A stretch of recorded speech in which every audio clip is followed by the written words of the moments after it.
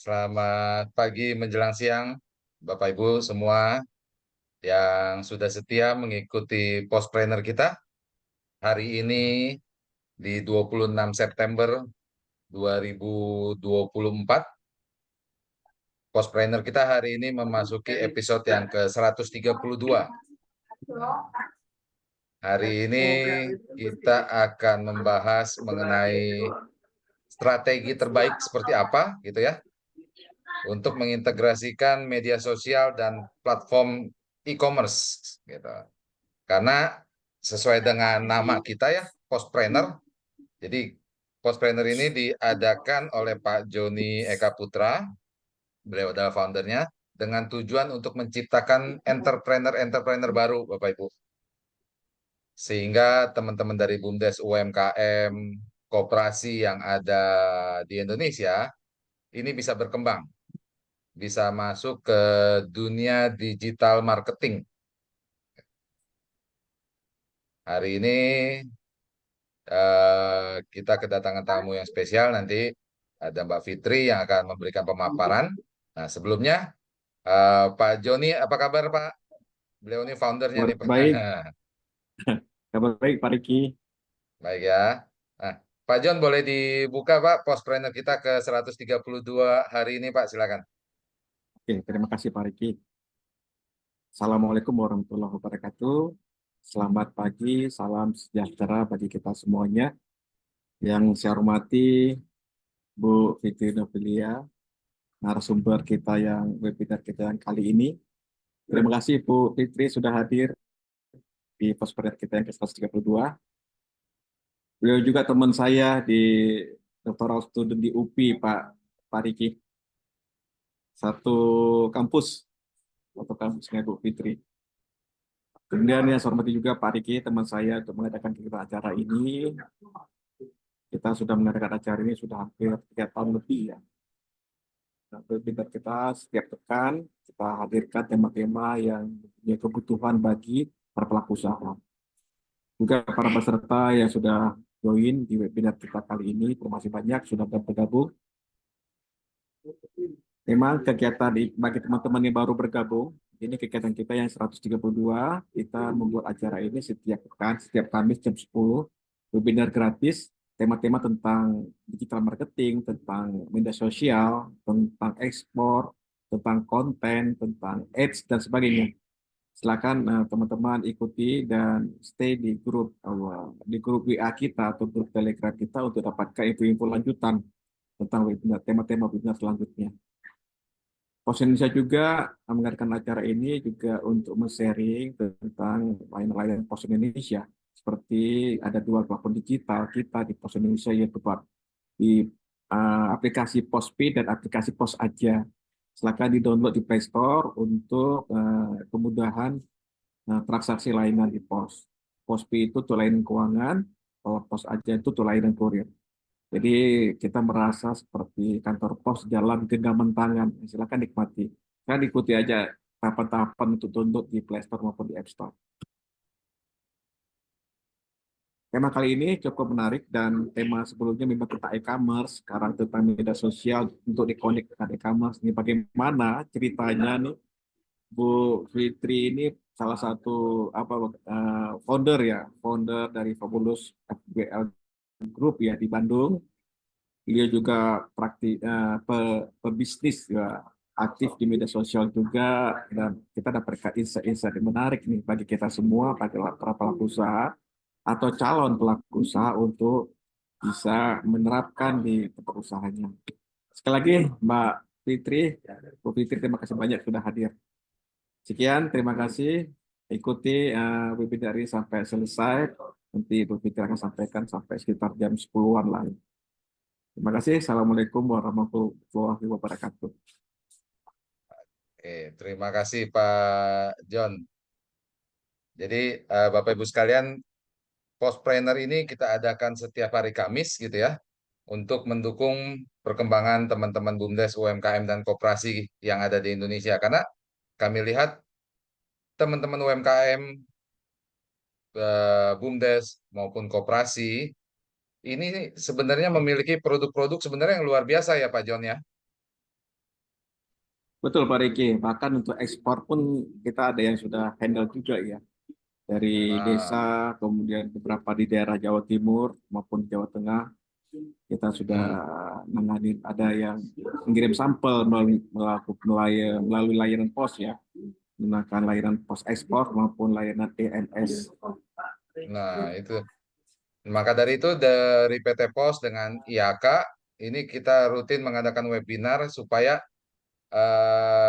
di Indonesia ini kita tidak kebanjiran produk-produk impor dari luar. Ayo teman-teman Benar sekali. UMKM kita supaya bisa bangkit gitu ya, bisa menguasai pasar di Indonesia gitu ya. Syukur alhamdulillah kalau ada yang bisa ekspor seperti yang tadi Pak John bilang gitu ya. Betul, betul Pak Riki. Gitu. Nah, hari ini kita kedatangan tamu yang istimewa Mbak Fitri. Ya, selamat pagi menjelang siang Mbak Fitri. Pagi, Pak Riki, Pak John. Gimana sehat Pagi Mbak. hari ini? Sehat-sehat. Oh, itu anginnya besar banget tuh di belakang Pak kayaknya. Riki, kita Ini saya Pak lagi Riki di belum putar Merkir video nih, Pak Pak. Riki. Aduh. Oh iya iya bentar Pak.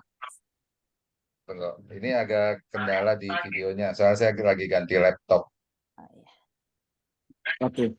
Tadi Mbak Fitri ini lagi conference untuk paper ilmiah, scientific papernya di conference di Bandung. Di sela-sela Hmm. kesibukan beliau itu, beliau menyempatkan diri untuk hadir di tengah kita. Oh Sharing gitu. ilmu atau Wah, di luar biasa. Terima kasih Mbak Fitri. Keren. Sama-sama, Pak. Oke. Bentar ya. di pertengahan juga bisa Pak Riki.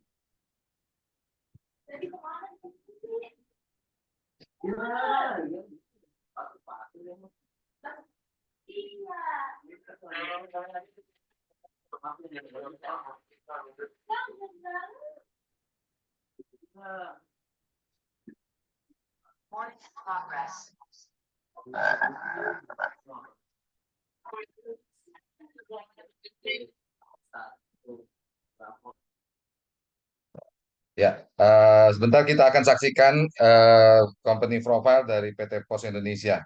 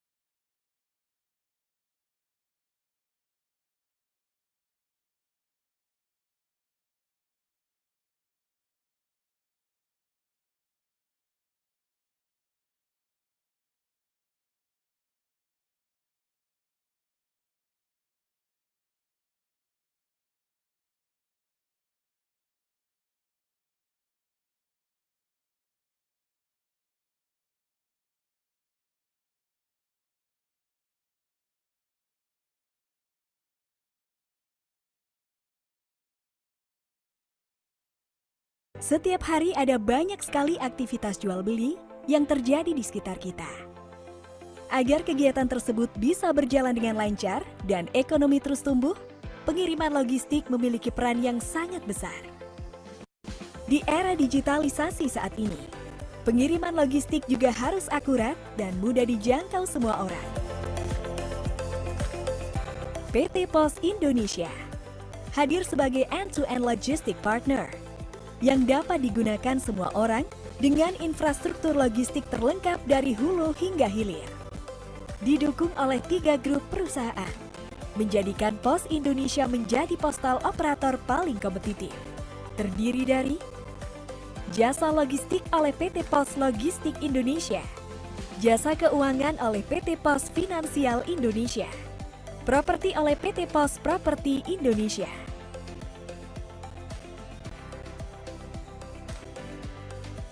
Berbagai pelayanan kurir, logistik hingga finansial dapat diakses secara mudah, real-time, cepat, aman dan praktis dengan menggunakan aplikasi digital Pos Indonesia yang terintegrasi. Kami menjamin pengiriman logistik sampai ke pelosok negeri dan seluruh dunia.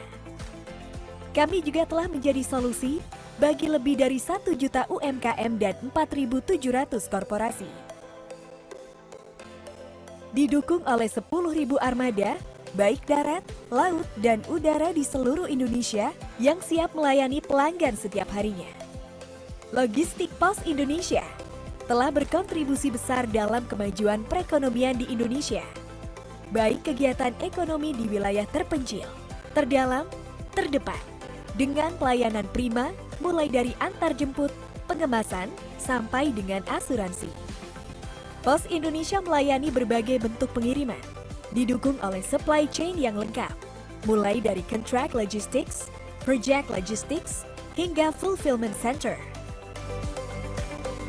Selain sebagai solusi pengiriman logistik, Pos Indonesia juga menjadi solusi kegiatan ekspor-impor lintas negara dengan sistem International Freight Management yang lengkap.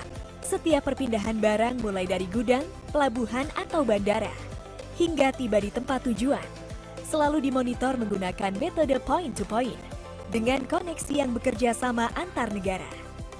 Hingga seluruh penjuru dunia, United States dan Kanada, South America, Eropa, Afrika, dan Asia. Seluruh proses dari awal hingga akhir dimonitor dengan real-time dashboard reporting system.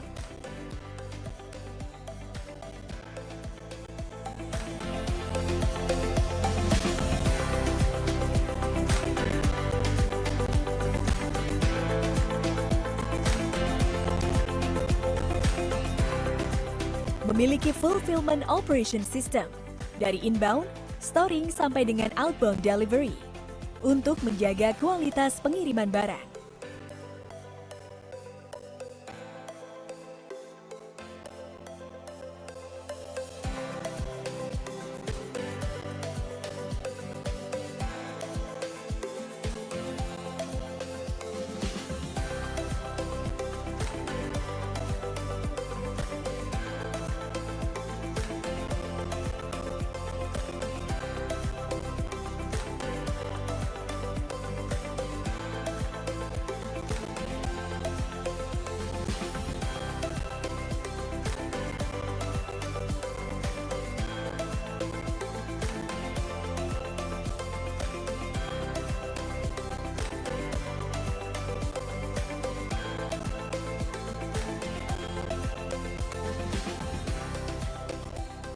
Kami telah memiliki pengalaman dan kepercayaan dari berbagai pelanggan, baik dari sektor pemerintah dan juga swasta. Dan sebagai bentuk keseriusan kami dalam memberikan pelayanan terbaik, Pos Indonesia selalu memperhatikan faktor kualitas, kesehatan, keselamatan, serta kebersihan lingkungan dalam menjalankan tugas. Pos Indonesia, your trusted logistic partner.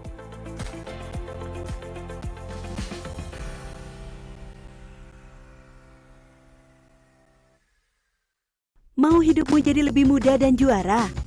Ya pakai PosPay, platform digital keuangan dari PT Pos Indonesia. Bikin transaksi keuangan kamu lebih mudah, nyaman, dan gak pakai ribet. Banyak banget layanan keuangan digital yang dapat dinikmati. Mulai dari transaksi berbagai macam tagihan, transaksi QRIS, transfer dana rekening Giro Pos hingga 50 juta per hari, juga kirim wesel pos ke penerima yang gak punya rekening bank. PosPay dapat membantu nasabah untuk mendirikan bisnis, kantor pos mandiri, berupa PosPay Agen. PosPay juga menjangkau layanan kebutuhan para pekerja migran Indonesia untuk melakukan transaksi keuangan dari luar negeri loh. PosPay adalah solusi bagi pelaku bisnis konvensional dan syariah, wirausaha milenial, sampai UMKM. Jangan khawatir, bagi masyarakat yang tidak memiliki rekening bank, dengan PosPay, kamu bisa bertransaksi seperti layanan perbankan. PosPay, emang paling ngerti kamu.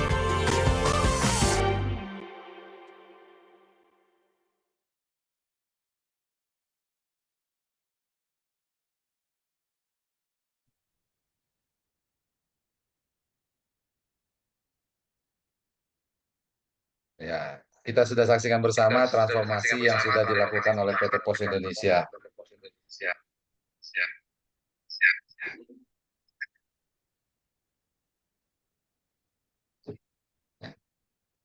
Ya, sekarang sudah ada semua layanan dari PT Pos Indonesia, dari mulai layanan pengiriman barang, pembayaran tagihan, top up isi ulang, bahkan kalau tadi Bapak Ibu menyimak di video awal Logistik Day PT Pos Indonesia sudah ada tabungan emas, Pak Jon ya.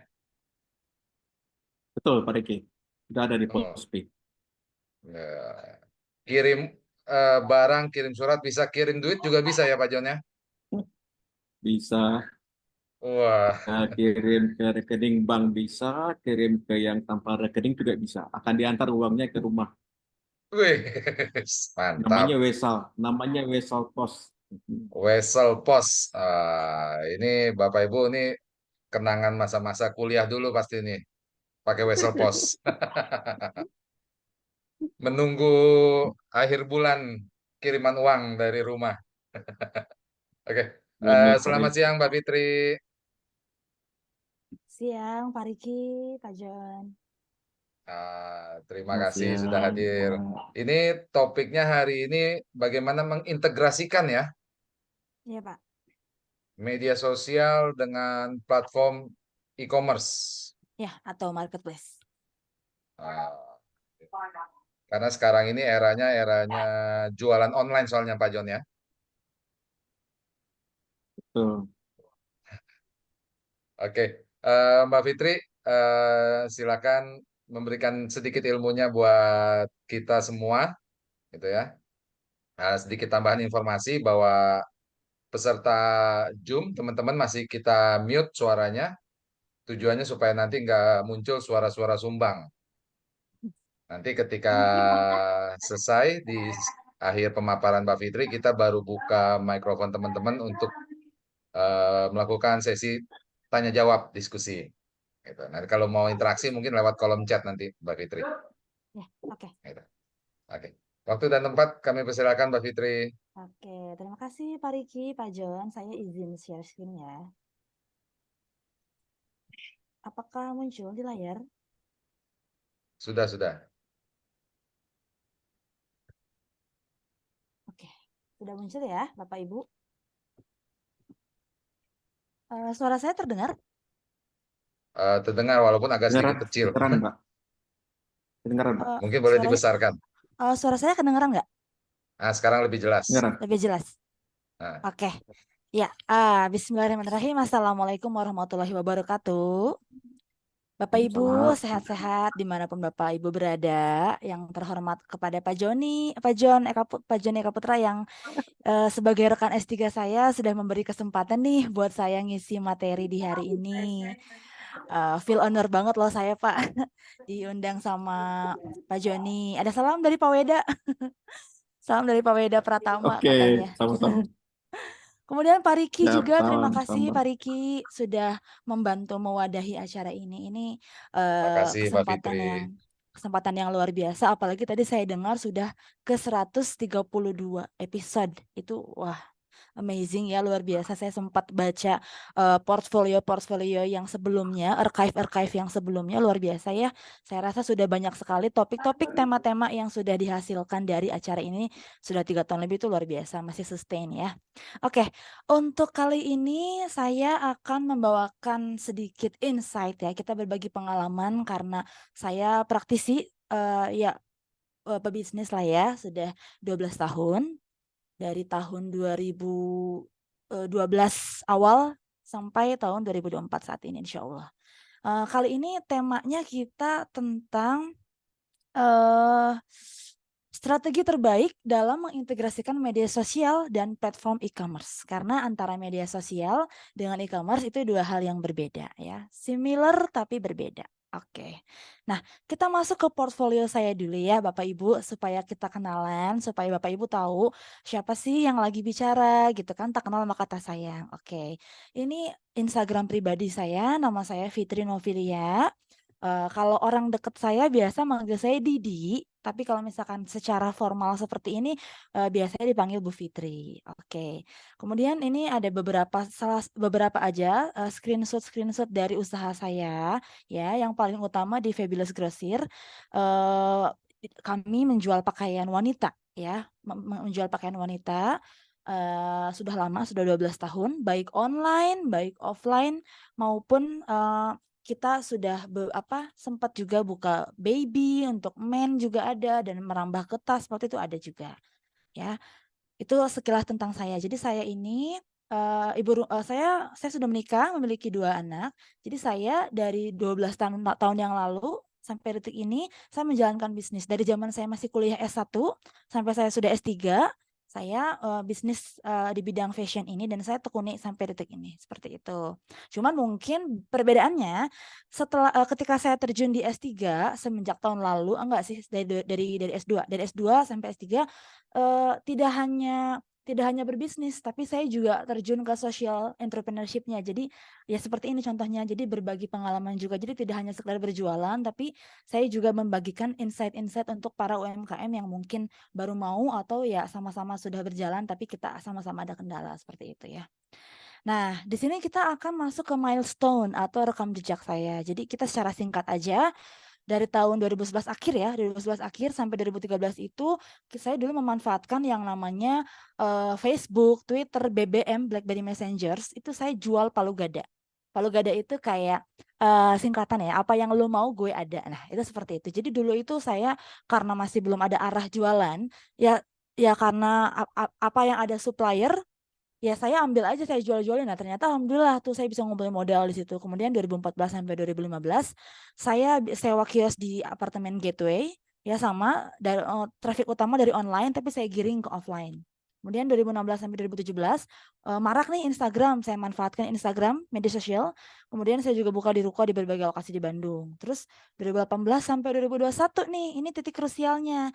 Mulai bermunculan yang namanya e-commerce atau marketplace seperti yang Bapak Ibu kenal, Shopee, Lazada, TikTok, seperti itu ya.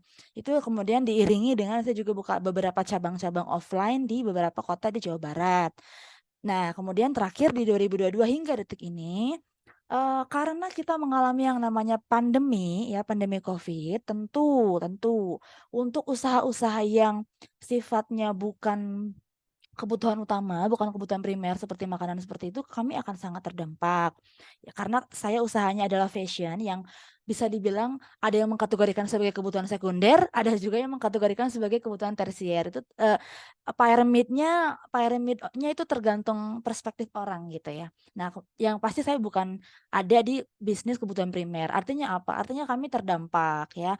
Beberapa branch kami harus ada yang ditutup karena operasionalnya tidak memadai dan segala macam. Artinya apa? Di sini tantangan gimana ketika kita dihantam force major gitu ya, sebuah pandemi yang tidak bisa kita elakkan gitu, tapi kita harus bisa berpikir nih gimana supaya bisa survive, tetap dapat income gitu kan. Nah, ini akan saya bahas di sini gitu.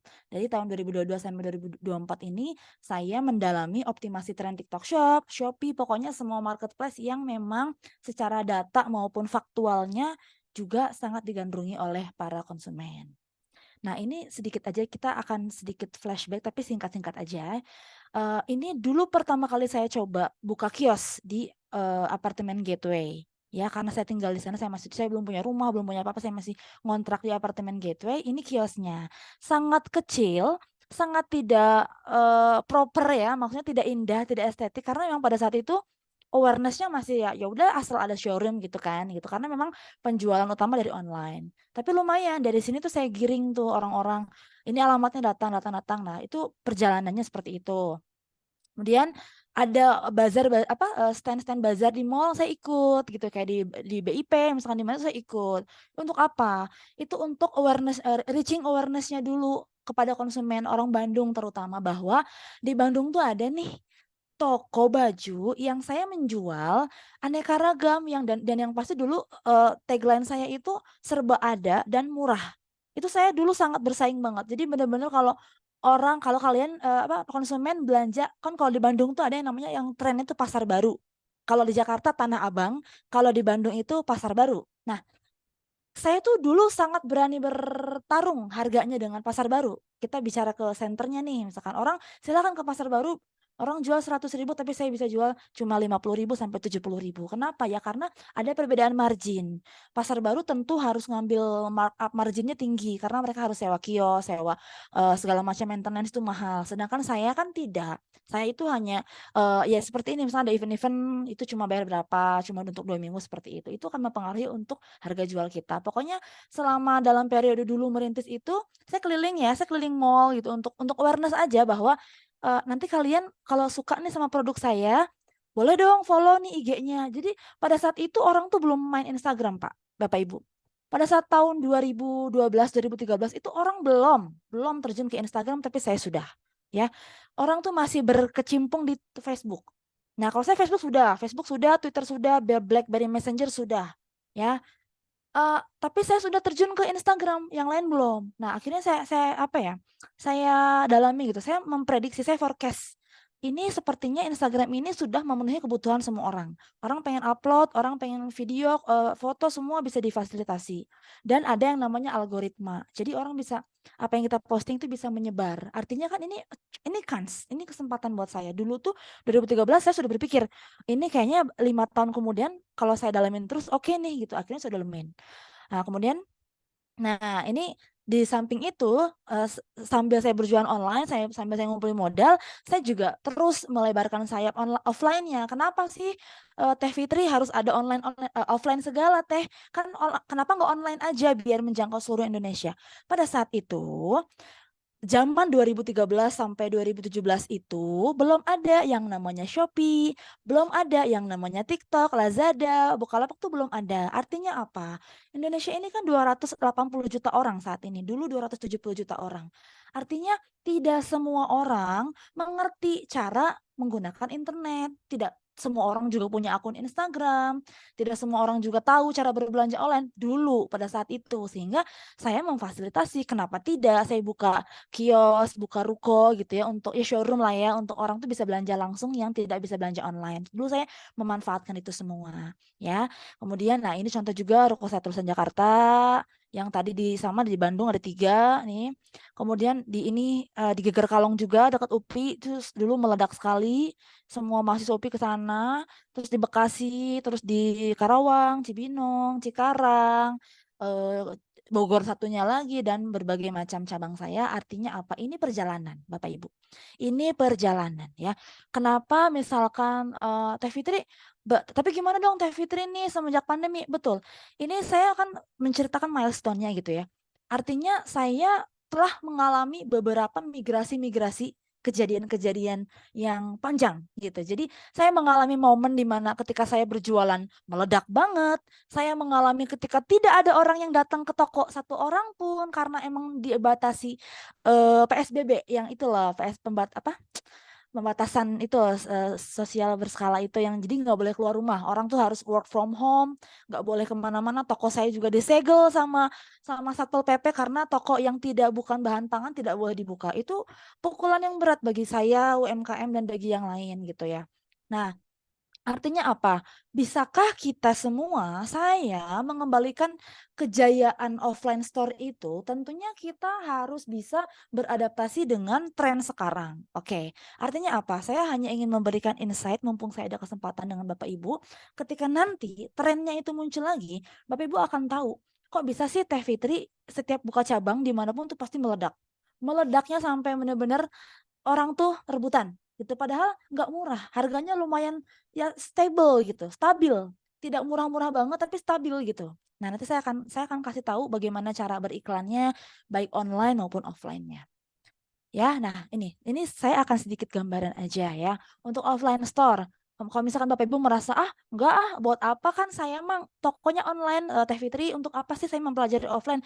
Enggak ada kesia-siaan dalam ilmu. Artinya saat ini mungkin Bapak Ibu masih online, tapi siapa tahu ya trennya nanti tuh ternyata berubah lagi tuh, back to offline lagi, ternyata back to ada yang viral di sini, orang datang kayak dulu tuh keripik Ma Eci, dia punya spot mobil di mana, orang datang. Nah, kita kan nggak tahu. Artinya apa? Nggak apa-apa, kita siapkan saja bekalnya gitu. Nanti kita mau execute kapan, kita mau eksekusi kapan, itu tidak apa-apa ya.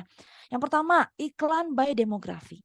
Jadi kalau saya dulu berjualan itu tidak hanya buka toko, tidak. Saya selalu memanfaatkan yang namanya Instagram, media sosial, Instagram, Facebook, dan media sosial lainnya. Gimana? Tapi kalau kita sekedar posting doang, jangkauannya kan berarti hanya orang-orang sekitar kita. Nah, makanya saya iklan by demografi. Artinya apa iklan by demografi ini? Saya iklan berbayar, tetapi iklan tersebut saya setting. Ya, sesuai dengan location penerima iklan tersebut adalah orang-orang yang ada di kota yang mau saya iklankan. Contoh cabang butik saya yang di Bekasi. Audiens yang akan baca iklannya bukan audiens orang Bandung. Karena saya lagi ngiklanin toko yang Bekasi. Ya. Untuk apa saya iklanin ke orang Bandung kalau tokonya lagi ada di Bekasi? Kan saya akun Instagramnya banyak. Akun Instagram saya ada 12, 14. Nah, itu per kota tuh ada. Jadi kalau semua saya iklankan. Jadi kalau misalkan saya ngiklan Bekasi, si iklan ads-nya itu saya setting. Ya, saya setting itu location-nya orang Bekasi. Kalau toko Bandung, location-nya orang Bandung dan Cimahi bolehlah gitu. Kemudian budgetnya saya atur. Jangan lama-lama, 1 hari aja. Karena kita harus evaluasi. Apakah iklan tersebut itu setelah kita running selama 1 hari itu menghasilkan tidak, menarik enggak bagi kacamata orang lain atau konsumen. Jangan-jangan menurut kita iklannya menarik, ternyata setelah dicoba, responnya jelek gitu, responnya tidak memuaskan. Jadi kan kalau kita sudah setting dalam waktu seminggu, nanti sia-sia uang kita kebakar habis. Artinya kita pelan-pelan. Saya running 1 hari budget misalkan contoh, saya sehari 100.000 dulu deh gitu. Kita nanti setelah 24 jam saya akan baca data iklannya. Tingkat kliknya kebanyakan usia segini, kebanyakan di jam-jam segini orang. Itu kan menjadi data yang penting bagi saya untuk mengiklan di esok harinya, seperti itu. Kemudian konven dan digital tuh maksudnya saya iklan konvensional tuh berupa brosur-brosur juga iya. Untuk orang-orang yang misalkan tidak bisa menjangkau internet, yang orang lewat-lewat tuh iya kita kasih. Terus digitalnya ya seperti Instagram. Terus kualitas yang terbaik, barang kita harus bagus. Jadi orang juga nggak yang asal murah tapi jelek juga nggak akan kepake ya. Jadi barang kita harus bagus. Terus pilihan range harga yang kita tawarkan, jangan sampai ketika orang masuk toko kita itu bingung. Ini mah bukan level saya, ini mah harganya juga ratusan ribu. Jangan. Harus bikin klasifikasi harga atau bikin range harga. Kasih pilihan sebanyak mungkin buat konsumen gitu. Kemudian variasi produk yang luas dan gimmick atau diskon. Jadi jualan itu nggak boleh kayak kita buka lapak nih, kita buka toko, assalamualaikum, terus udah tunggu penjual, itu kita nggak bisa kayak gitu lagi. Karena sekarang tuh sistemnya kita jemput bola, ya bahkan orang yang punya toko offline pun sekarang semuanya serempak sudah online. Ada yang sambil live, ada yang sambil nge-storyin, dijualin di story, itu pokoknya semua dikerahkan si online-nya.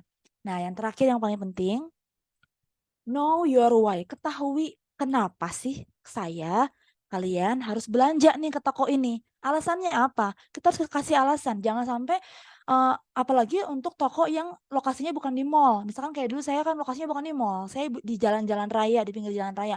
Orang tuh harus punya alasan. Kan gak mungkin ya. Orang bangun tidur nih. Bangun tidur kuculuk-kuculuk. Oh iya saya akan ke tokonya Teh Fitri. Gak ada seperti itu. Jadi kita harus punya pemicunya dulu. Kenapa? Artinya apa? Kaitkan dengan si gimmick dan diskon tadi.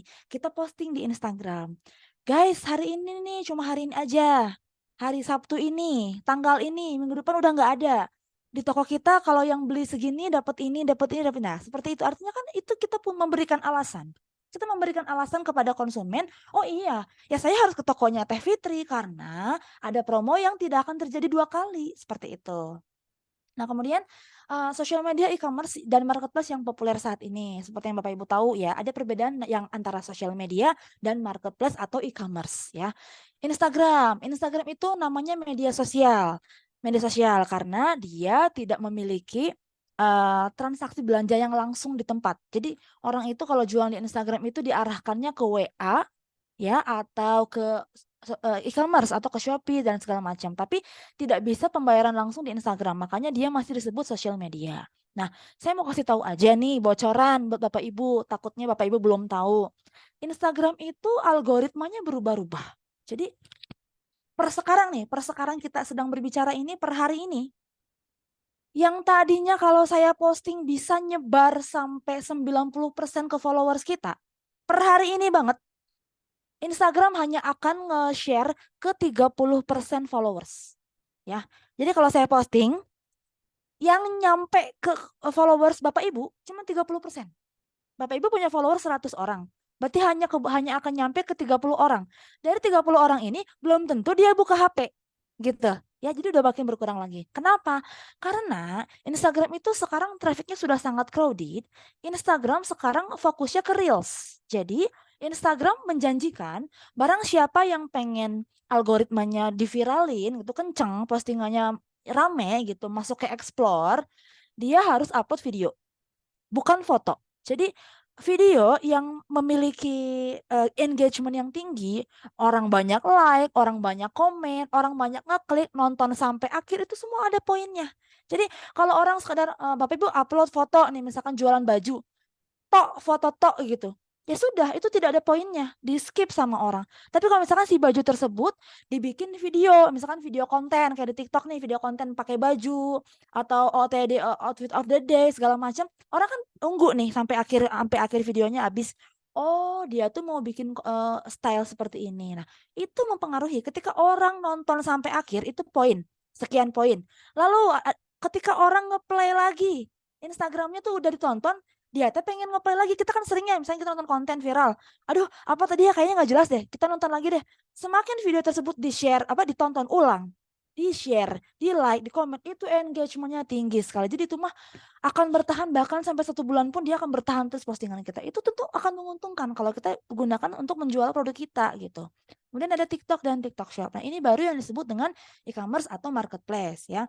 Bapak Ibu tahu TikTok itu dulu mah sekedar jaga-jaga gitu kan. Ada viral apa, bikin konten jaga-jaga, tapi tidak.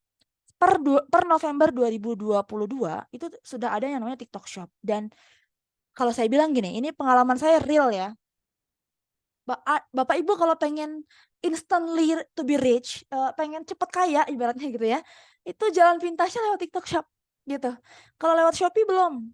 Kenapa? Karena TikTok Shop ini kalau kita live, dia punya algoritma yang tingkatannya itu berlipat-lipat dari Shopee. Kalau Shopee enggak. Kalau Shopee itu dia sudah dikuasai oleh top seller.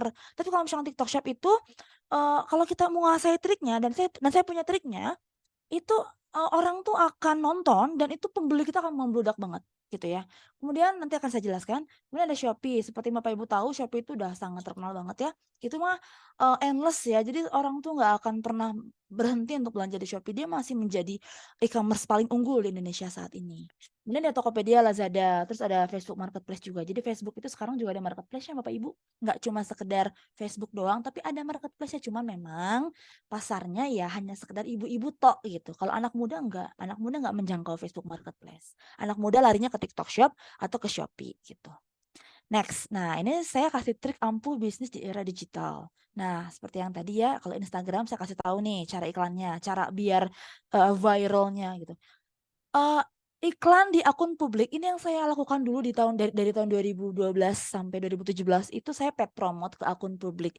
Kalau Bapak Ibu tahu ada contoh misalkan akun dagelan, akun lambe turah. Nah, itu yang disebut akun publik ya. Jadi karena akun tersebut itu pasti jadi diminati orang ya, ditonton orang-orang. Jadinya kalau misalkan saya iklan ke mereka itu bagus. Jadi banyak yang follow, banyak yang belanja gitu.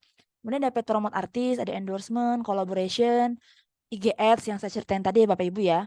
Jadi kalau perlakuan ngiklanin toko yang offline dengan perlakuan ngiklanin produk yang memang online itu akan berbeda ya. Kalau si toko offline tadi ketika saya pakai IG Ads, saya arahkan untuk mengunjungi lokasinya. Tapi kalau untuk produk yang online akan saya arahkan untuk mengunjungi link penjualan. Kalau misalkan saya jualan di Shopee, akan saya arahkan kalau konsumen iklannya muncul di konsumennya akan, ih bagus banget baju ini, saya mau beli. Ketika dia klik, saya sudah arahkan call to action-nya, saya arahkan ke Shopee. Atau terserah Bapak Ibu mau kemana, mau ke WA, mangga, mau ke TikTok Shop silahkan. Pokoknya nanti ada kita tinggal paste linknya, nanti dia akan terarahkan.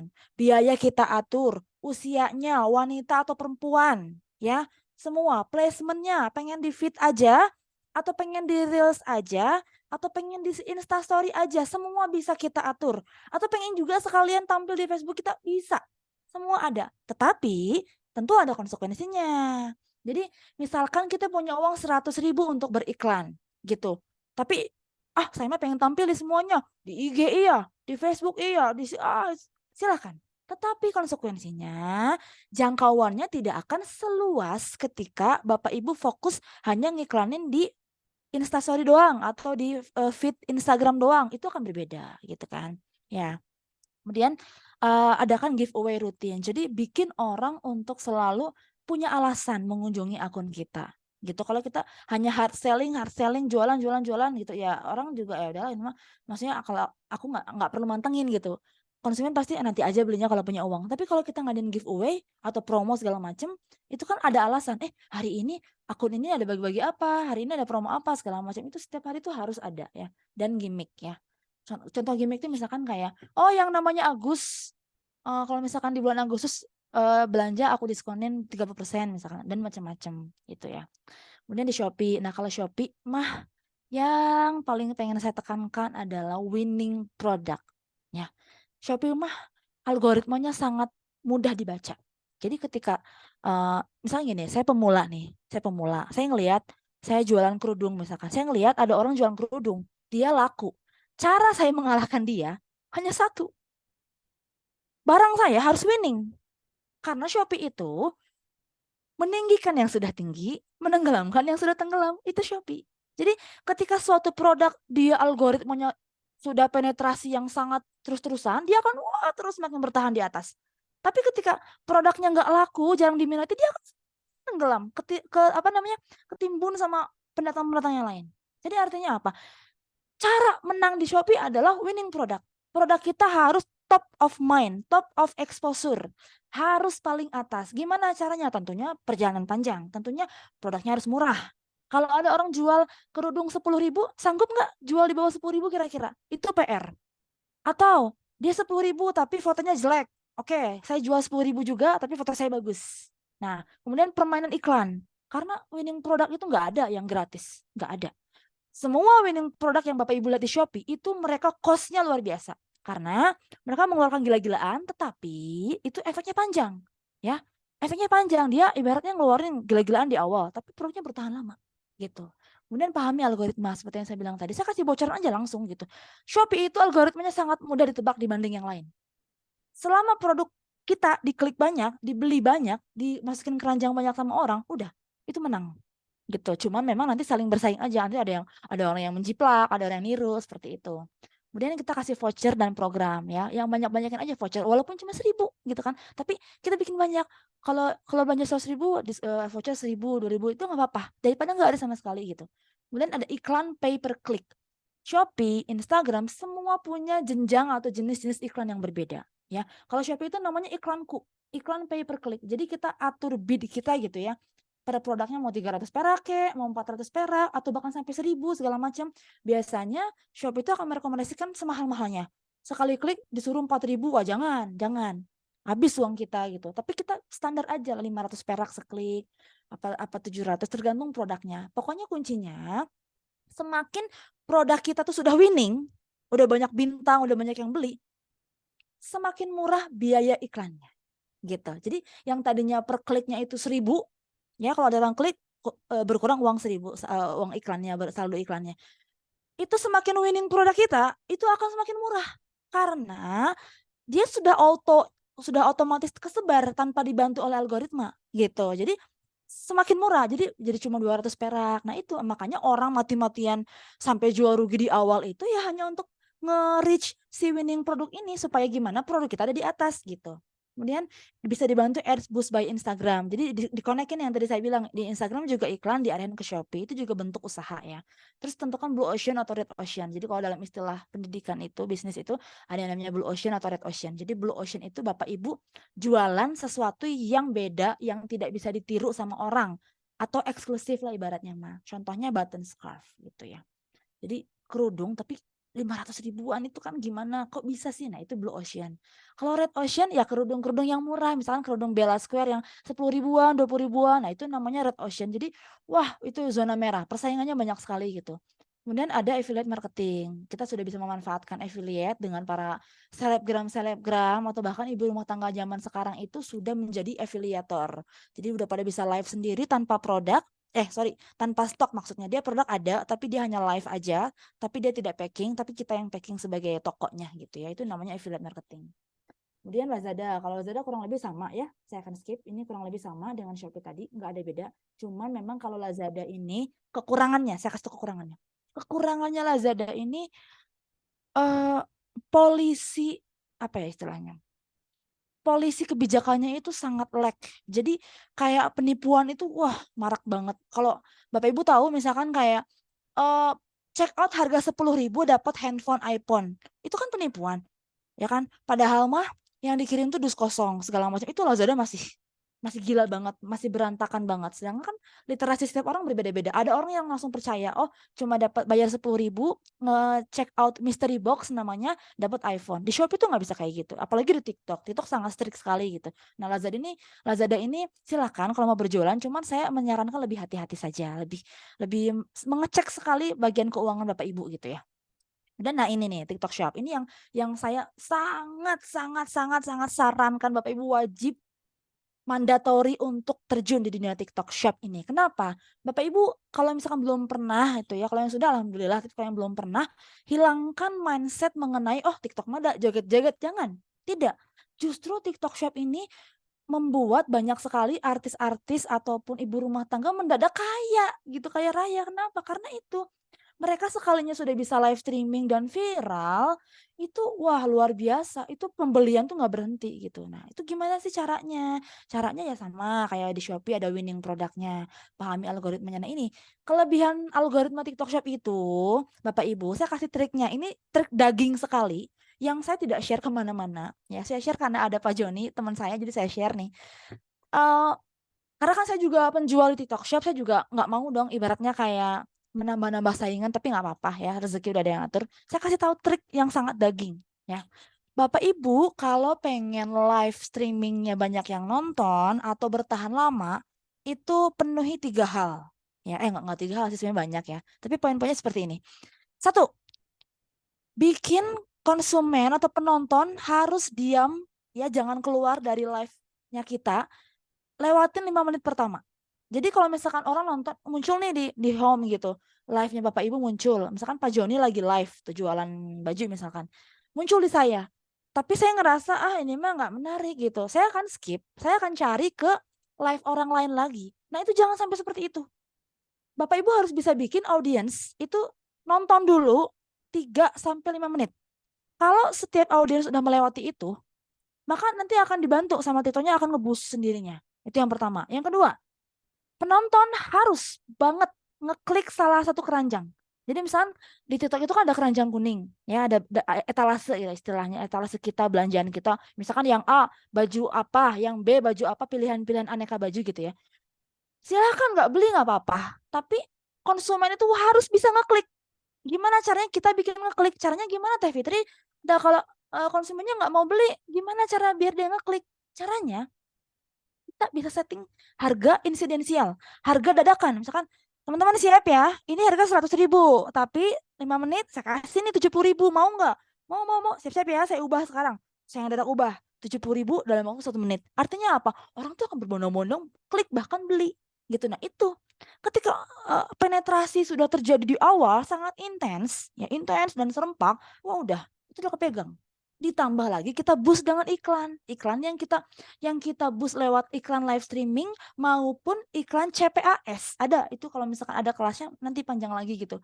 Ada iklan CPAS, ada iklan yang dari TikTok Ads, dari laptop ada, dari iklan video ada, dari iklan yang live streaming langsung ada. Itu semua jenis iklannya banyak sekali dan kita bisa mengintegrasikan semuanya tergantung kebutuhan kita.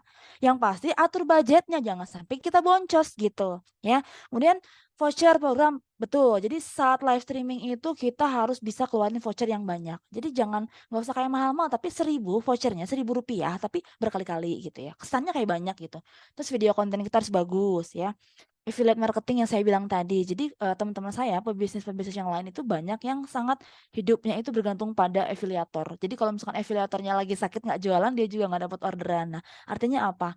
Kita nggak bisa mengandalkan satu tok dari situ. Artinya saya bilang kita integrasikan semuanya, kitanya ikhtiar, rekan kita yang affiliate juga ikhtiar, dibantu iklan juga seperti itu dan konten. Kemudian yang saya bilang tadi ada TikTok Ads ya, terus live streaming yang saya jelasin tadi. Nah, kita masuk live streaming nih. Nih, ini saya jelasin ya, ada perubahan kebiasaan belanja. Dulu ini gambar toko saya ya. Dulu itu ya, toko saya itu maksudnya nggak pernah sepi gitu, dari pagi sampai malam tuh rame. Terus karena apa? Saya postingkan di Instagram, guys, barang baru datang, baru beres produksi, ayo merapat yang pengen kebagian. Artinya kan orang berbondong-bondong. Nah sekarang tuh udah nggak kayak gitu Bapak Ibu. Jadi kayak saya ada produk baru pun, ngapain sih buru-buru ke toko, nanti aja beli online aja. Kenapa? Karena di online itu sudah nyediain voucher dari si platform e-commerce-nya, nyediain voucher yang bukan dari saya gitu. Jadi si Shopee-nya, si TikTok-nya itu udah nyediain voucher sama mereka. Jadinya kan si konsumen bisa beli lebih murah daripada datang langsung ke toko seperti itu. Nah, terjadi perubahan belanja apalagi semenjak munculnya live streaming. Kenapa? Toko online dari dulu udah ada, ya. Online shop itu udah ada dari dulu, tapi yang paling ibaratnya wah signifikan sekali itu sekarang. Kenapa? Karena ada live streaming. Live streaming ini membuat pengalaman belanjanya itu seperti langsung. Karena kita melihat langsung barangnya. Dulu kan kecemasan orang itu takut beli barang tidak sesuai dengan foto, tidak sesuai dengan yang ditampilkan gitu, takut fotonya foto tipu-tipu nih. Ternyata yang datang malah apa, bahannya tipis atau nggak sesuai apa gimana kan gitu. Nah, tapi dengan adanya live streaming, pengalaman konsumen itu sudah sangat tergantikan gitu, seperti belanja langsung ke toko, seperti belanja langsung ke butik gitu, karena barang yang di-spill, barang yang ditampilkan itu adalah barang yang sama seperti, dan kita juga bisa ngelihat review-reviewnya, oh iya sesuai dengan live dan bahannya oke gini, itu sangat apa ya, sangat surga lah bagi konsumen, itu surga banget gitu dengan adanya live streaming. Artinya apa? Kita sebagai seller, sebagai penjual, sebagai UMKM tidak punya pilihan selain untuk mengikuti tren ya, bertarung ya, ride or die. Kalau kita nggak mau bertarung, nggak mau mengupgrade, ya kita mati. Kita akan kelindes sama newcomer, orang-orang baru. Gen Z zaman sekarang itu kreatifnya Masya Allah luar biasa sekali ya. Kalau kita sebagai orang-orang dulu, misalnya kita generasi milenial atau bahkan generasi X, generasi boomer, kalau kita nggak bisa ikut, kita tuh kelindes sama Gen Z. Gen Z itu kelebihannya kreativitasnya gila gitu. Artinya apa? Bapak Ibu jangan pantang menyerah. Kita bisa, kita mulai menguasai, nggak cuman digitize, nggak cuman berubah ke digital, tapi kita mampu menguasai dari iklannya, dari live streamingnya, dari semua pokoknya strateginya kita harus kuasai gitu. Kemudian nih, ini sedikit ini aja ya, contoh saya pernah live streaming selama 18 jam, nggak berhenti. Bukan saya ya, maksudnya pegawai saya. Di satu akun, ini baru satu akun doang, karena akun saya banyak. Itu dapat 103 juta. Ya, ini jual baju, satu bajunya ya rata-rata harganya 70 ribuan lah. Berarti kan bisa dihitung berapa ribu piece. Kemudian ini 18 jam ini ganti-ganti orang, ganti-ganti host maksudnya. Jadi saya punya beberapa host, saya punya beberapa pegawai, diganti-ganti aja. Misalkan satu orang 1 jam, apa 1,5 jam. Dia capek kan, ganti yang lain, tapi tanpa mematikan si live streamingnya. Kenapa? Saya bilang tadi, TikTok itu syaratnya konsisten. Konsisten rame orang klik, konsisten durasinya panjang gitu. Jadi kalau orang dulu kan berpikir kalau kita live Instagram atau live apa kan, oh iya berjualan sejam sudah dadah. Enggak kayak gitu. Sekarang itu zamannya long live. Jadi live streaming itu ibarat kayak kita buka toko nih, tapi secara online nyala terus live terus. Nah, seperti itu gitu. Dan itu kalau misalnya kita menguasai, itu Bapak bisa lihat di sebelah kiri setiap menitnya itu orderan masuk, dan ini hanya dari live streaming yang saya lakukan, belum termasuk dari bantuan afiliator. Itu beda lagi, reportnya nggak seperti ini. Jadi ini hanya uang yang masuk selama 18 jam dari live streaming tok gitu. Jadi dari yang lain tuh belum ke-record. Dan ini hanya ibaratnya, saya pernah lebih dari ini. Saya pernah sampai 200 juta juga pernah, 16 jam pernah, 400 juta 26 jam pernah. Tapi nggak saya SS gitu, nggak saya screenshot. Terus Bapak Ibu tahu kan, misalkan kayak artis tuh sekarang terjun gitu kan. Mereka live berapa miliar segala macam, dapat uangnya, omsetnya. Nah, itu artinya apa? Sekelas artis saja gitu ya, yang sudah kaya raya, yang sudah punya pekerjaan yang mumpuni, masih juga live streaming TikTok dan Shopee misalkan ya. Karena apa? Potensial gitu. Dan artinya saingan kita sekarang tuh berat sekali Bapak Ibu. Saya saja sebagai pebisnis yang sudah 12 tahun, mau ke 13 tahun, saya pun sampai detik ini masih ngap-ngapan. Artinya apa? Masih, ya Allah, udah ada lagi pesaing baru, ya Allah, aduh, pokoknya saya setiap hari selalu ngadepin obstacle. Saya setiap hari selalu menghadapi masalah-masalah dalam bisnis gitu kan. Artinya ya lebih baik seperti ini, struggling daripada saya berhenti dan bangkrut atau kolaps. Daripada seperti itu ya lebih baik saya jalan, tapi struggle itu nggak apa-apa, saya tempuh gitu. Nah artinya kan bekal inilah, mental seperti ini yang harus kita pertahankan gitu. Saingan saya bukan lagi teman-teman saya, saingan saya itu artis ya. Anang itu sekeluarga, Anang, Ashanti, Aurel, Atta, sekeluarga semua live di toko yang berbeda-beda. Itu kan sudah ngambil market banget ya, ngambil penonton banget. Keluarga Anang, nanti keluarganya siapa artis segala macam itu bergerombol live semua. Kita saingan juga sama selebgram, saingan juga sama ibu rumah tangga yang sekarang itu sudah jago-jago untuk live, untuk jadi afiliator gitu. Jadi saingan kita luar biasa, banyak sekali. Kalau misalnya kita nggak bisa mengaplikasikan atau mengintegrasikan itu semua dengan baik, ya sudah, percaya jualan itu akan sangat sulit kalau kita tidak bisa ibaratnya memetakan gitu kan. Karena kan yang namanya semua kan butuh modal ya Bapak Ibu ya, semua butuh modal. Jadi dengan modal uang yang kita punya yang terbatas, kita harus bisa nih secara bijak, wah budget iklan segini harus berhasil nih untuk bisa mengeksekusi penjualan segini-segini gitu. Karena ya gitu, zaman sekarang tuh sudah ekonomi sulit gitu kan, persaingannya sudah di luar nalar, artis sampai mengambil lahan kita gitu. Karena artinya ya PR kita luar biasa berat sekali Bapak Ibu ya.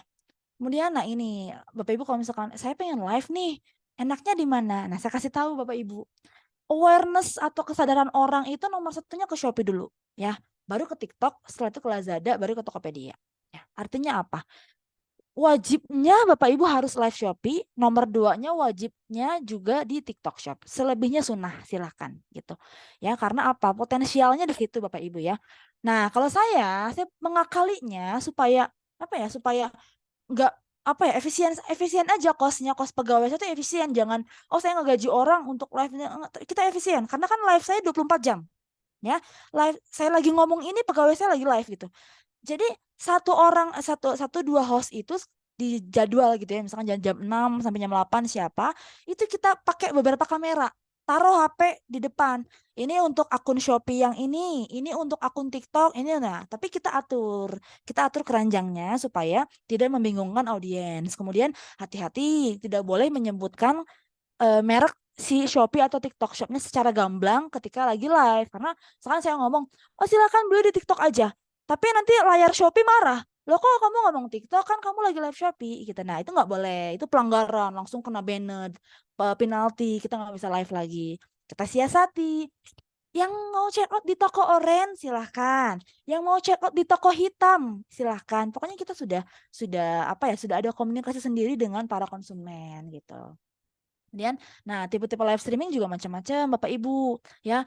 Kalau misalnya yang kita kenal dulu kan live streaming itu kayak, oh saya jualan nih baju, silakan dibeli Bapak Ibu. Nah sekarang tuh nggak kayak gitu. Tipe live streaming itu macam-macam anekanya gitu ya. Ada yang live streaming produk yang selalu ready. Artinya apa? Jadi Bapak Ibu misalkan punya stok satu baju ini, misalkan stoknya ada 10 lusin. Berarti kan itu produknya selalu ready. Kalau habis Bapak Ibu bikin lagi. Nah, live seperti ini biasanya peminatnya kurang, bukan kurang, tapi gini, ketika live itu ya oke lah, ya ketika dia live saya nggak beli hari ini nggak apa-apa gitu. Stok dia banyak. Nanti aja saya kalau punya uang saya beli ke dia gitu. Itu seperti itu. Kemudian atau produk yang hanya satu tapi sistem rebutan. Nah, ini yang boom yang bikin saya ibaratnya aduh bener-bener penjualan tuh bisa cepet banget tuh dari sini.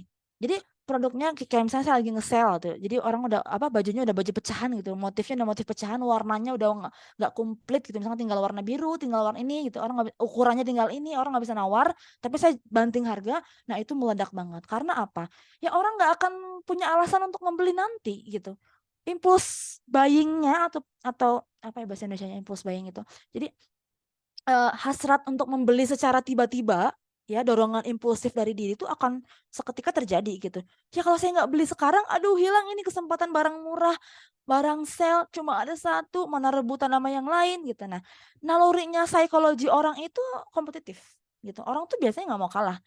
Bahkan kadang after buying-nya gitu ya, menurut penelitian ketika udah beli malah kadang nyesel, ngapain ya saya beli ini, kayaknya nggak butuh-butuh amat. Hanya karena apa? Hanya karena mereka punya pride. Wah bangga nih bisa berhasil membeli suatu barang yang direbutin oleh banyak orang tadi gitu ya.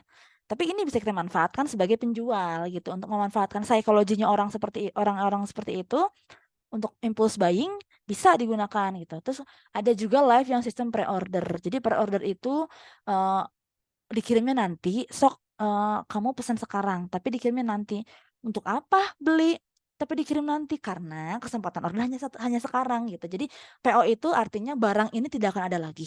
Jadi kalau mau beli sekarang, tapi dikirim nanti gitu. Jadi kan artinya si seller itu atau penjual itu memang menguasai banget gitu, menguasai transaksi gitu. Kemudian cuci gudang, ya cuci gudang ini sama kurang lebih kayak yang tadi ya, yang poin nomor 2. Jadi rebutan, orang tuh pasti biasanya trafficnya luar biasa tinggi sekali. Kemudian yang terakhir ada live tanpa etalase atau transaksi di luar aplikasi. Jadi ada juga nih misalkan contoh teman-teman aku yang jual tas-tas branded kayak Louis Vuitton, Yves Saint Laurent, Hermès. Tas-tas yang seperti itu kan dilarang ya. Dilarang berjualan di marketplace. Akhirnya apa? Akhirnya tidak ada keranjang. Mereka mengarahkan, sok kalau mau beli ini hubungi saya di WA ini segala macam. Ya macam-macam lah kan. Orang jenis usaha orang tuh beda-beda ya. Ada yang jual import, ada yang jual branded, ada yang jual fake barang juga ada. Barang-barang KW itu macam-macam ya jenis usaha orang gitu. Kemudian jenis persaingan yang akan dihadapi di era digital saat ini tuh nggak cuma persaingan harga loh Bapak Ibu loh ya. Ada persaingan harga, konten juga saling berlomba untuk bagus, untuk viral, persaingan exposure itu jadi kayak tampilan kita nyebar ke orang tuh seperti apa dan bagaimana. Terus persaingan produk tadi ya Red Ocean, misalkan orang sama-sama jual hijab, sama nih. Gimana dong? Nah, itu persaingan Red Ocean ya. Terus bersaingnya banyak afiliator. Jadi para afiliator itu juga saling bersaing gitu untuk saling menjual produk satu sama lain gitu. Nah, ini saya kasih gambaran contoh perang harga ya. Seperti yang saya pakai ini kerudung. Tapi kebetulan kalau saya yang premiumnya bukan yang ini ya. Tapi modelnya kayak gini nih. Contoh kerudung yang saya pakai itu namanya Pasmina Instant atau Bella Square ya. Ini kalau kita ketik Bella Square nih, kita ketik nih Bella Square di layar sebelah kiri atas Bapak Ibu lihat Bella Square, jebret langsung muncul. Wow, kerudung hijab harganya cuma 7.000. Apakah masuk di akal Bapak Ibu? Ya. Bahannya berapa? Biaya motong, jahit tepi, pola apa segala macam, ya kan, finishing, packaging sampai kirim itu berapa ongkosnya? Masa 7.000? Kan HPP aja sebetulnya nggak masuk gitu. Nah, artinya apa? Di sini terjadi perang harga. Ini Red Ocean, laut merah ya. Mereka menempuh ini dengan laba cuma 500 perak, laba 1.000 perak, belum lagi biaya admin tinggi banget sekarang, daripada tidak terjual sama sekali. Jadi mereka mengejarnya quantity gitu. Nggak apa-apa laba 1.000, 2.000 gitu, tapi terjualnya ribuan piece per hari. Jadi mereka menempuh itu gitu. Nah, sedangkan kalau Blue Ocean kan penjualnya jarang terjadi, gede gitu. Nah, ini nih contoh. Kemarin itu saya ngisi di Malaysia ya, saya bahas ini. Nih, apa namanya, makanan-makanan itu gimana sih kalau bisa packagingnya harus bikin menggugah selera gitu ya. Harus mencantumkan harga terendah. Misalkan, kan kalau snack-snack kayak gini mah biasanya per kilo ya Bapak Ibu ya, dijual sekilo. Akan berapa? Misalkan sekilo 100.000. Nah, jangan jual 100.000. Tapi pecah sampai terkecil, sampai seons kalau perlu. Jadi harga yang paling depan itu adalah harga 10.000 seonsnya, misalkan bukan 100.000 sekilo. Tapi di dalamnya ketika Bapak Ibu ketika si konsumen ngeklik, oh ada pilihannya. Mulai dari 10.000 sampai 100.000. Yang mau order seons boleh, setengah kilo boleh, sekilo boleh. Jadi itu trik harga ya. Jadi jangan sampai di awal tuh memunculkan harga yang udah mahal duluan. Itu udah di skip sama orang. Apalagi TikTok itu algoritmanya, exposure itu jadi tampilannya itu di bawahnya akan selalu menonjolkan saingan kita yang serupa. Jadi kalau ibu bapak jualan basreng atau cheese stick, di bawahnya akan dimunculin cheese stick yang serupa, bukan dimunculin baju gitu ya. Artinya apa ya, kita harus bersaing gitu, makanya foto harus bagus, harga yang kita setting juga harus harga terendah. Saya nggak nyuruh bapak ibu jualan murah, enggak. Tapi ketika misalkan sekilonya 100.000 tadi kita pecah gitu, yang paling murah, yang 1 onsnya kita taruh di depan gitu. Dan ini contoh, nah ini ya nanti bisa bikin konten, lihat Bapak Ibu bisa lihat ya, si Basreng Sultan ini teman saya, jualan basreng aja tapi Masya Allah omsetnya miliaran sehari gitu ya, melampaui saya jauh banget ya gitu. Itu dia karena kontennya viral. Kan karakteristik cewek-cewek atau ya kita gitu ya, orang Jawa, orang Sunda, orang Indonesia lah ya, itu kan suka banget sama micin gitu. Jadi kita tuh kayak mau lagi diet pun ngelihat orang mukbang tuh ngiler gitu. Nah itu bisa dimanfaatkan untuk menggait orang gitu ya dari konten-konten. Kemudian, nah ini contoh live streaming kuliner. Ini saya screenshot punya orang lain ya, karena saya nggak jual kuliner, jadi saya ngasih contohnya punya orang. Nah, Bapak Ibu tahu kan kue kering gitu kan? Orang kalau jualan kue kering gimana sih di WhatsApp kan paling kayak ngupload katalog gitu kan, atau foto-foto si kue keringnya doang. Tapi ini enggak, ini menarik ya. Ini yang saya mau kasih lihat Bapak Ibu ya. Ini hasil pengamatan saya. Orang ini dia kalau live streaming penontonnya pasti 1.000 orang lebih. Pasti, nggak ya paling rendah 700 orang, 600 orang lah. Kenapa? Karena padahal ya Bapak Ibu ya, padahal saya pernah beli, kuenya nggak terlalu enak. Ini to be honest, ini to be honest, ini humbly opinion. Bagi saya nggak, kurang enak pas saya beli gitu. Tapi saya beli karena saya tergugah gitu. Ih, ini cantik sekali nih. Pinter dia pinter. Si kuenya kan itu warna-warni tuh. Si kuenya sengaja dia tumpuk tinggi gitu. Jadi kan kesannya tuh kayak mudal-mudal gitu, kayak berlimpah-limpah ruah gitu kesannya. Itu gugah banget gitu. Nah, itu yang perlu kita tiru. Saat kita live, Bapak Ibu, nah kayak dia, tiru.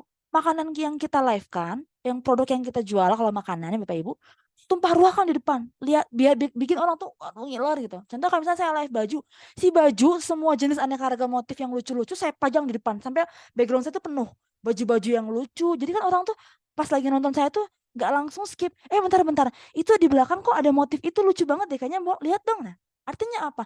Visual pertama untuk orang lihat live streaming kita itu harus menarik banget gitu ya. Seperti makanan ini semua sampai tumpuk-tumpuk melimpah ruah gitu. Baju juga sampai kemana-mana semua berbagai motif ada seperti itu. Jadi pokoknya ingat, kita harus mempertahankan orang 5 menit pertama bertahan, jangan sampai skip gitu ya. Nah ini sekarang gini, ini penutup ya. Gimana dong Teh Fitri misalkan, tapi kalau misalkan di sini kan audiensnya kalau misalkan ada yang sudah UMKM yang udah jalan banget ya alhamdulillah ya, tapi ini saya untuk orang yang misalkan masih pemula atau masih bingung gitu ya, atau misalkan masih offline aja gitu. Saya kasih beberapa step. Yang pertama, step 1 buat akun Instagram. Instagram tuh wajib ya, jadi wajib banget bikin karena itu identity kita ya. Jadi mau Bapak Ibu nggak iklan juga nggak apa-apa, tapi untuk identity kita wajib punya Instagram. Kemudian step 2-nya bikin Facebook page dan Facebook Marketplace. Ini karena pasar ibu-ibu dan bapak-bapak itu yang di kampung-kampung non kota besar, sarangnya ada di Facebook Marketplace gitu. Kemudian buat akun Shopee ini wajib sekali ya. Kalau yang sudah punya alhamdulillah tinggal dimaksimalkan. Buat akun TikTok dan TikTok Shop. Terus rutin membuat video konten, upload video maupun katalog secara serempak. Jadi kebanyakan case-case yang saya kan juga konsultan ya gitu. Kebanyakan case-case UMKM itu aduh Teh, saya mah kalau ngupload setahun sekali, misalkan 6 bulan sekali, 2 bulan jangan. Jadi upload tuh harus tiap hari, bahkan saya punya jadwal jam-jam yang algoritmanya naik. Saya akan kasih tahu nih ya. Upload di hari Rabu dan Sabtu ya, di jam 7 malam dan jam 12 siang itu prime time banget. Jadi itu akan lebih di-boost daripada hari-hari dan jam-jam biasanya. Seperti itu. Ya, uploadnya video jangan lupa. Jadi jangan kayak misalkan Bapak Ibu jualan apa nih, kue kering tadi ya, misalkan jualan kue kering, jangan ngupload foto kue kering, upload aja, jangan. Bikin reelsnya, bikin videonya mengitari apa sih makanannya gitu, kayak mengiler, terus pas lagi digigit sama kita tuh diliatin videonya, pokoknya bikin audiens tuh ngiler ngelihatnya gitu ya Bapak Ibu ya. Kemudian yang ketujuh, pelajari teknik iklan dan digital marketing. Sebetulnya kalau kita bicara iklan itu panjang sekali seperti yang saya bilang tadi ya. Iklan tuh ada PPC, ada SEO, ada CPAS, itu banyak sekali dan saya sudah menguasai itu semua karena memang saya 13 tahun gitu ya. Itu kita di lain waktu lah, nanti kalau misalnya ada waktu luang satu persatu saya bisa ajarin gitu. Kemudian yang terakhir, inovasi sepanjang hayat ya, seperti yang saya bilang tadi. Kita katakanlah akun Bapak Ibu udah punya nih, Shopee udah punya, Instagram, TikTok semua jalan. Tapi nih, kalau Bapak Ibu nggak inovasi, selesai. Kesalip sama yang lain, yang kreatif, yang inovasinya gila-gilaan. Artinya apa? Kalau siap menjadi pengusaha, kalau siap menjadi entrepreneur, kalau siap menjadi UMKM, harus siap berinovasi sepanjang hayat. Nggak ada libur, nggak ada berhenti. Jadi kalau dalam S3 itu ada istilahnya namanya Kaizen strategi. Di mata kuliah saya ada istilahnya Kaizen strategi. Jadi Kaizen strategi itu adaptasi dari Jepang. Saya punya produk lagi rame banget nih. Iya, saya nggak lantas berfoya-foya menikmati hasil itu, enggak. Tapi saya sudah mempersiapkan. Ini produk punya umurnya. Setiap produk punya maturity-nya atau umurnya, life cycle-nya ada. Ini produk kira-kira 2 minggu lagi bakal basi nih, bakal nggak apa ya istilahnya nggak populer dan nggak diminati lagi, udah bosen orang gitu. Nah ini saya akan mengancang ini. Saya akan mengancang sebelum produk ini basi, sebelum produk ini nggak diminati orang, saya sudah menyiapkan produk lainnya yang akan saya boomkan lagi, menggantikan si produk A ini misalkan. Artinya apa? Artinya inovasi sepanjang hayat terus menerus dan Kaizen strategi. Kita tuh strateginya selalu Kaizen dalam posisi waspada gitu. Jadi nggak yang rame terus kita euforia. Euforia boleh, tapi kontrol diri, kita tetap langsung Kaizen strategi lagi, siapkan strategi apa lagi karena kita berperang. Saya udah bilang tadi, kita berperang sama artis, kita berperang sama selebgram, kita berperang sama distributor, kita berperang sama produsen, pabriknya tuh sekarang udah go online. Yang bikin produknya, Cina-nya langsung pun, misalnya kalau ekspor, impor gitu ya, itu semua udah go online. Dan bahkan mereka tuh jualnya lebih murah, kan itu licik ya, maksudnya si pabrik dan produsen juga mungkin terpaksa ya turun karena memang penjualan juga kurang gitu. Tapi mereka harusnya kalau jualan itu bedain dengan harga ke kita gitu. Kita sebagai distributor atau sebagai reseller tuh harusnya jangan disamakan, tapi dia licik juga, dia si distributor atau pabrik itu jualnya malah lebih murah gitu loh. Artinya apa? Wah, PR UMKM ini berat seperti yang saya bilang tadi, saingan sama artis, saingan sama pabrik, saingan dengan semua orang gitu ya. Nah, terakhir sebelum saya tutup, Bapak Ibu, saya ada sedikit kata-kata yang seharusnya bisa memotivasi kita semua. Tidak peduli seberapa lambat kita berjalan, selagi kita tidak berhenti, ya kita tuh akan baik-baik aja gitu. Kita belum gagal gitu. Kalau misalkan belum berhasil, yang diubah adalah caranya, bukan tujuannya. Misalkan saya jualan baju, tapi penjualan saya sepi. Itu tidak lantas membuat saya berhenti menjadi entrepreneur atau menjadi penjual baju. Nggak lantas kemudian saya jadi jualan apa misalkan yang tidak sesuai passion saya. Yang diubah adalah caranya atau strateginya, bukan tujuannya. Tujuan Bapak Ibu pengen jadi pengusaha, terus lakukan. Kalau belum berhasil, ya Bapak Ibu cari caranya, ubah caranya, bukan ubah arahnya atau bukan ubah tujuannya. Seperti itu Bapak Ibu, terima kasih atas waktunya untuk mendengarkan saya. Mohon maaf untuk segala kekurangannya. Assalamualaikum warahmatullahi wabarakatuh.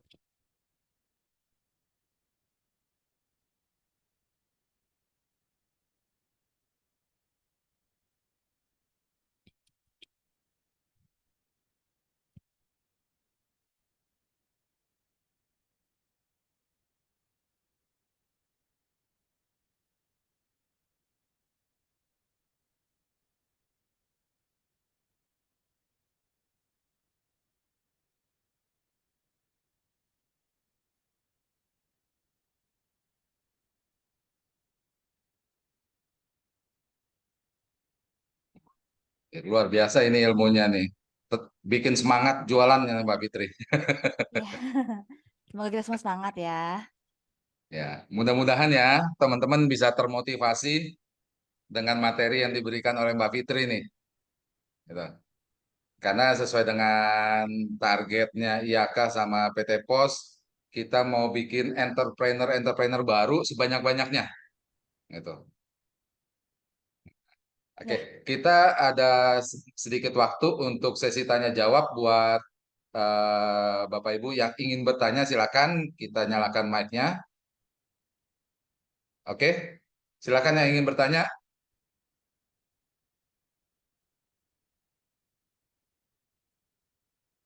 Halo, halo. Ya, ya, siang Ibu. Assalamualaikum. Ya, selamat siang. Oke. Suara saya bisa terdengar di situ ya, Pak ya? Jelas ya, silakan Ibu. Kasih ya. Saya Sania dari Jogja. Aduh, senang sekali dengerin Kak Fitri, apa namanya ya, materi Kak Fitri. Karena saya baru kali ini loh ikut apa webinar seperti ini, materinya itu langsung ke teknis. Nggak apa ya, nggak ya bertele-tele menjelasin, tapi Ya, langsung ke ya, teknis. ya. Kak Fitri Oke. tadi kan tadi saya dengerin ada 3 cara supaya TikTok Ads itu bisa booming. Tadi baru 2 Kak, kurang 1. Atau saya yang terlewat atau gimana nih? Karena kan yang pertama jangan sampai harus 5 menit, orang itu stay di toko kita ya. Terus yang kedua kalau nggak salah harus cek apa harus ke kantor apa ke kotak belanja kita. Nah, yang satu itu lagi apa ya Kak ya? Itu. Terus yang kedua, Kak Fitri buka apa namanya?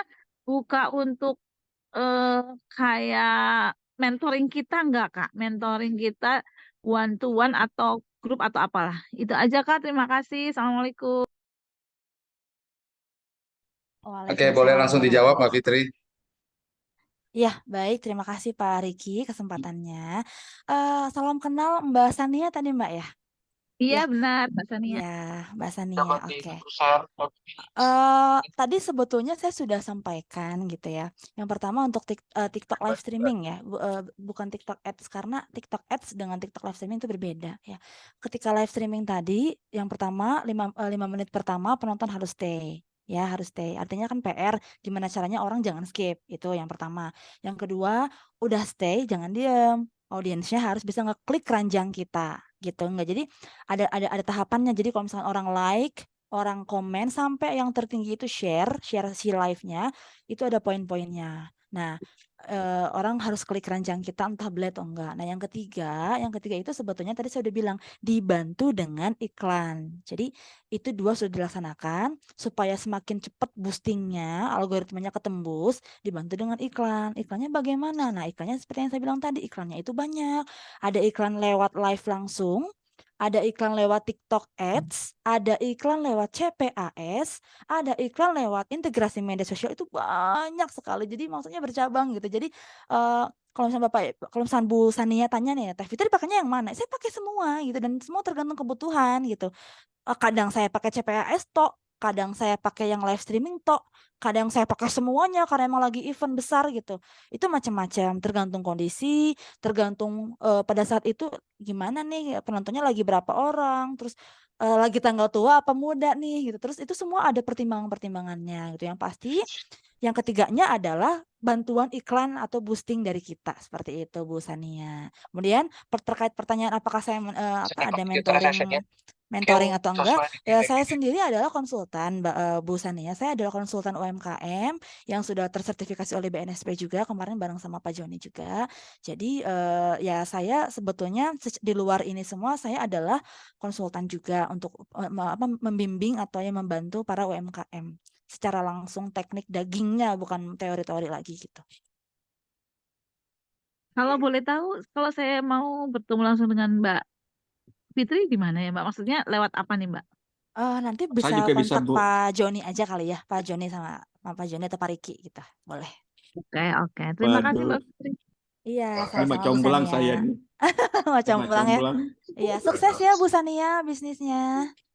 Amin. Terima kasih Mbak. Sukses Bu. Oke, ada lagi yang ingin bertanya, silakan kita Boleh, kasih berikan satu kesempatan bertanya. boleh bertanya, Pak. Assalamualaikum Bu Fitri. Waalaikumsalam. warahmatullahi wabarakatuh. Aduh, nggak bisa angkat tangan ini gimana ini laptopnya. Error. Terima kasih banyak ini PT Pos Indonesia telah menghadirkan Ibu Fitri yang subhanallah luar biasa. Ini pertanyaan yang pertama, itu bagaimana ya cara ketika live streaming itu kan artinya kita memang betul-betul bisa menarik simpati atau menarik penonton sehingga betah. Nah, ini sepertinya juga butuh ilmu public speaking atau ilmu apa lah ya, seperti gimana sih caranya bisa menarik penonton sebanyak-banyaknya itu public speaking yang seperti itu, seperti Ibu lah ya, bagaimana caranya, seperti itu yang pertama. Kemudian yang kedua, apa ya, saya juga baru baru ini subhanallah banget ya strategi ya, sepertinya saya juga butuh, kita di sini juga butuh mentoring lah dari Ibu sepertinya, atau kita usulkan kepada PT Pos Indonesia, kan biasanya kan ada tuh grup-grup mentoring yang juga berbayar apa gitu, 10 orang atau 5 orang. Nah itu kita bisa nggak mendapatkan juga apa namanya, mentoring yang seperti yang berbayar itu, kita juga bisa mau bayar lah gitu kan, atau bagaimana caranya lah kita difasilitasi oleh PT Pos Indonesia agar mentornya Ibu Fitri seperti itu. Karena kan persoalan kita kan di antara kita sama pelaku UMKM kan berbeda-beda gitu, Ibu. Terima kasih, mungkin itu dua itu aja. Assalamualaikum warahmatullahi wabarakatuh. Waalaikumsalam warahmatullahi wabarakatuh. Iya, untuk yang nomor 2 tadi ya terkait masalah untuk menjadi mentor berbayar atau bagaimana, mungkin itu mah nanti di balik layar aja sama Pak Joni atau Pak Riki ya. Kalau saya sekedar apa ya, saya akan mengikuti bagaimana arahan Pak Joni saja nanti gitu. Untuk yang pertanyaan pertama tadi terkait public speaking, bagaimana cara bikin orang betah gitu. Itu saya jujur aja ya, Bu siapa tadi namanya, Bu Ida ya, Devi. Bu Devi, oke. Sama kita Fitri juga, tapi saya Devi Oh, panggilannya. oke, Bu Devi. Bu Devi, kita nggak usah ngomongin Bu Devi deh. Kita ngomongin saya nih.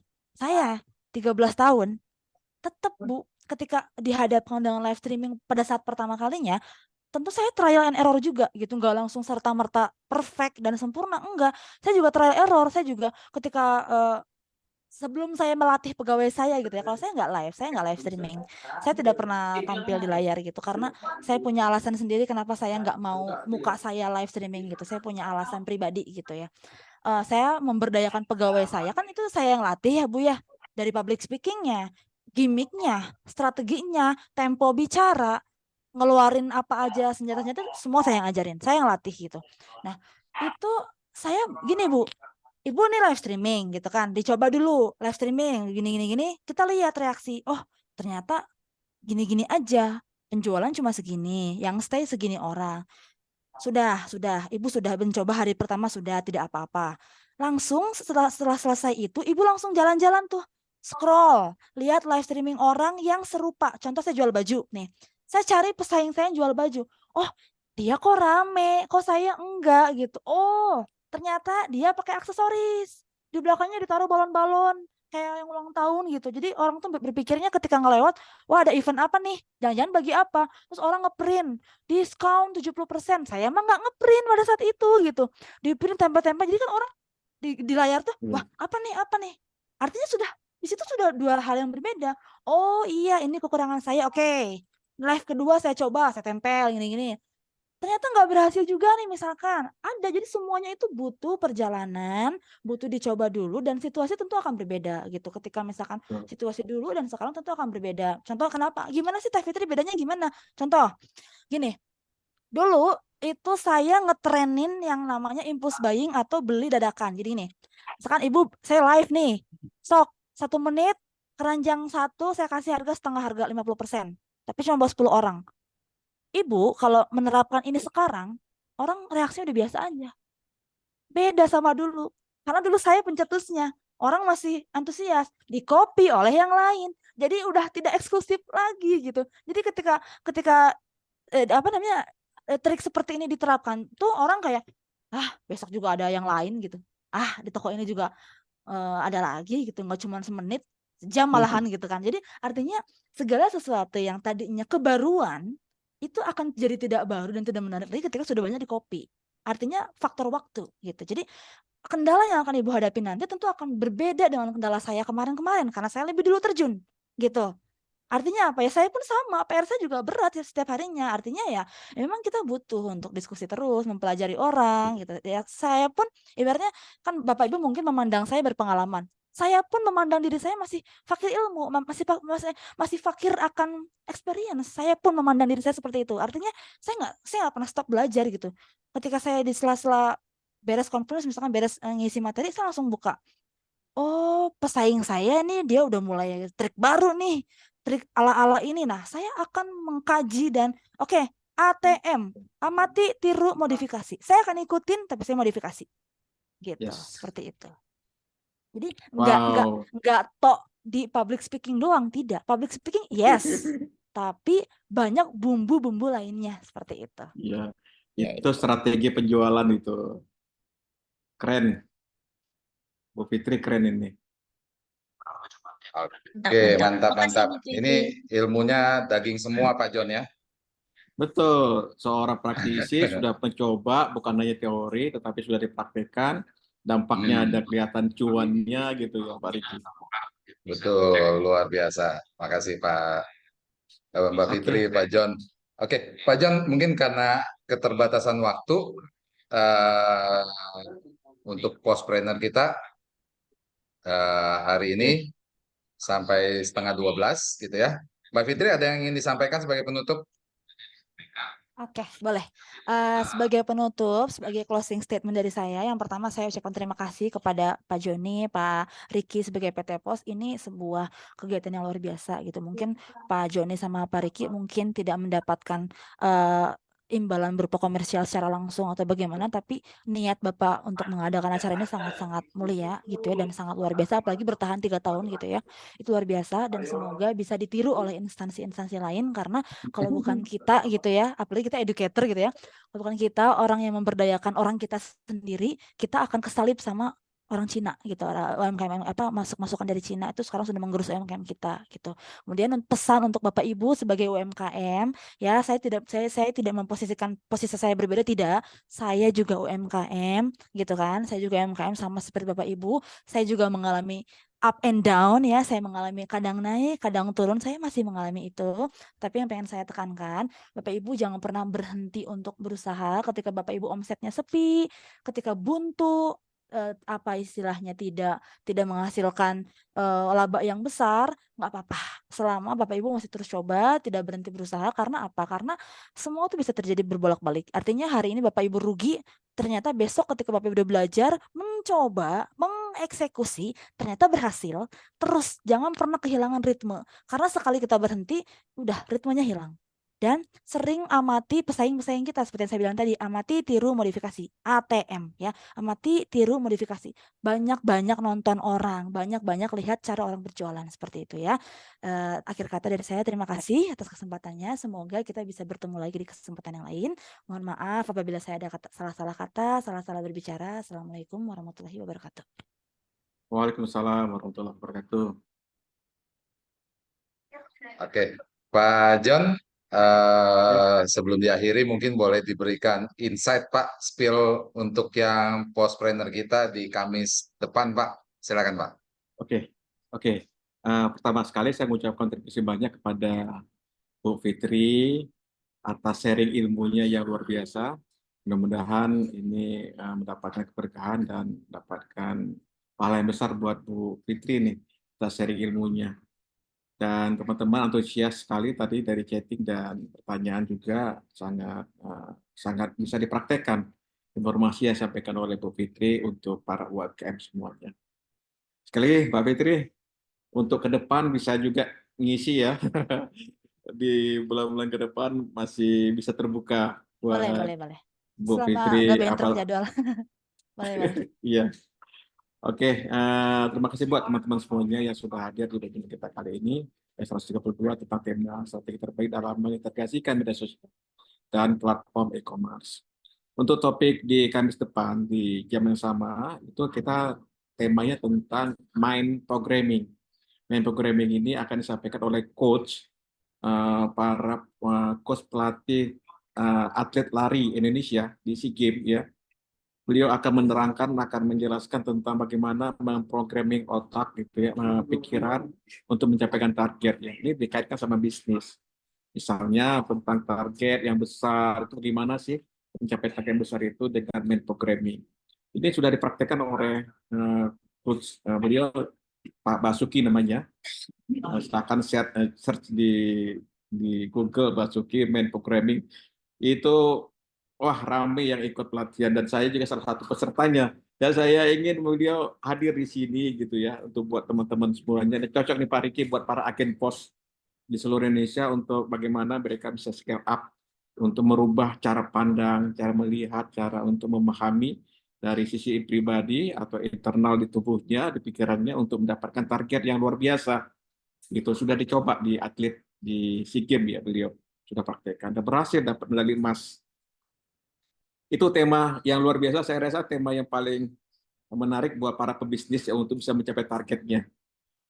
Oke, terima kasih banyak buat teman-teman yang sudah hadir. Sekali lagi ke Mbak Fitri, Bu Fitri, dan Pak Riki yang sudah hadir bersama-sama kita semuanya, dapat hadir semuanya. Saya akhiri dengan wabillahi taufiq wal hidayah. Assalamualaikum warahmatullahi wabarakatuh. Makasih Pak John, makasih Mbak Fitri, luar Makasih biasa. Mbak Fitri. Top. Kim, Pak Joni. Alhamdulillah. Ketemu di kampus ya. Siap. Makasih semua Bapak Ibu sudah hadir. Kita jumpa lagi Kamis depan. Salam Ya. sukses semua. Iya. Salam. Ya, Salam terima kasih sukses. PT POS. Salam sukses ke semua. Salam Waalaikumsalam warahmatullahi sukses. wabarakatuh. Waalaikumsalam.